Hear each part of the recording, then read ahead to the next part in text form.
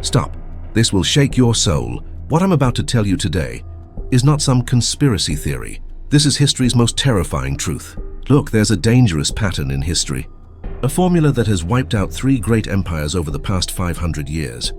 And the scariest part? America is following the same pattern, step by step, decision by decision. Spain, Britain, Soviet Union, all 3 thought they were different. They were special, but all 3 were destroyed in the same way.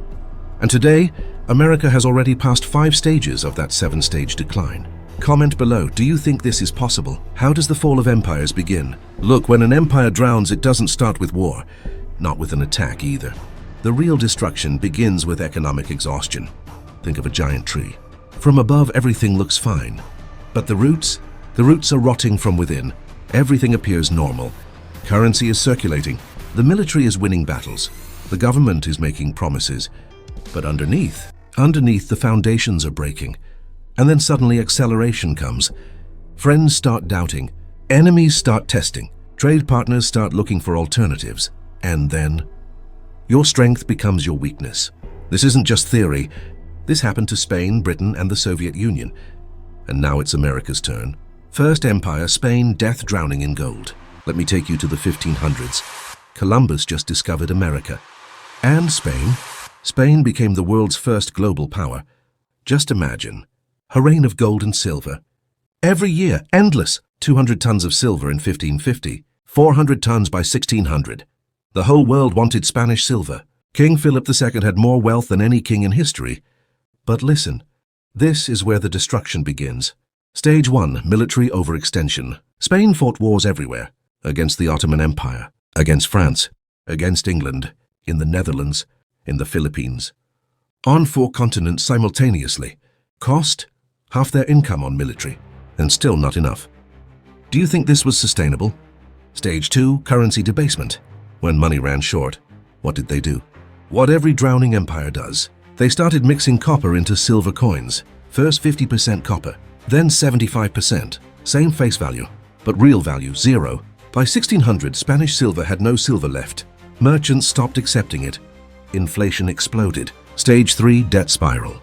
Now listen to this madness. First bankruptcy in 1557. Second bankruptcy in 1560. Third bankruptcy in 1575. Fourth bankruptcy in 1596. 4 times in 40 years. Every time promises of reform. Every time the same mistake repeated. Stage 4, loss of productive capacity. Here's the most important point. When you have unlimited money, you stop producing. Why grow food when you can buy it? Why build ships when you can buy them? Why work when you can spend? Spain stopped making anything, only imports, only spending. Gold and silver came from America and went straight out. For French wine, for Italian silk, for Dutch goods, Spain became just a conduit. Wealth came in and went out. Stage 5, social decay. When the economy broke, everything broke. Crime increased. Madrid streets filled with beggars. Talented people left for France, England, Netherlands. By 1700, Spain was just a shell. Big on paper, dead in reality. From superpower to second-tier power in less than a century. And today, Spain is a tourist destination. Descendants of conquerors pose for pictures. This is the fate of empires, but the story doesn't end here. Second Empire, Britain, where the sun never set. Now let's jump 300 years forward. The 1900s, the British Empire. 25% of the world's land under control. 400 million subjects. Pound sterling, the world's currency. The sun never set on British territories. And like Spain, they believed it would last forever. But the pattern had already begun. Stage 1, military overextension. India, Africa, Middle East, China, Pacific, Caribbean. Military commitments on 6 continents. And then 1914, World War I. Britain had a choice. Stay neutral or fight.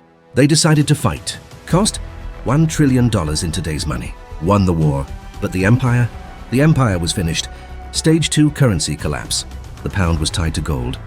But the war exhausted gold reserves. In 1925, they tried returning to the old rate. Problem? The pound was overvalued. British exports became expensive. Manufacturing broke. Unemployment rose. In 1931, they couldn't hold on anymore. The pound's value dropped 25% overnight. The global currency admitted, we can't keep our promises. Stages 3 to 5, rapid decline. Then World War II. More debt, more destruction. 1947, India left. By 1970, everything was gone. Africa, Middle East, Southeast Asia. The British Empire remained only in history books. The pound. In 1940, £1 does $4.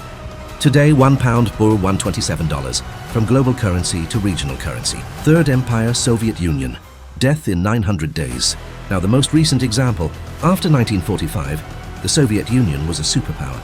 Nuclear weapons, space satellites, control over Eastern Europe. They believed communism will bury capitalism. For 45 years, they competed with America. But inside the economy was dying.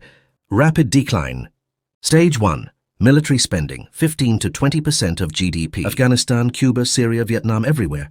Stage 2. Economic stagnation. Factories producing useless things. Farms failing. By 1980, importing grain. Stage 3. Death of the ruble. Nobody wanted rubles. Even Soviet citizens used dollars. Stage 4. Empire's end. 1989, Berlin Wall fell. Eastern Europe gone in 1 year. Stage 5. Complete collapse. December 26, 1991. The Soviet Union ended. 900 days. From the Berlin Wall to complete destruction. No war, no attack. Just economic explosion. A superpower with 30,000 nuclear weapons ended from internal failure.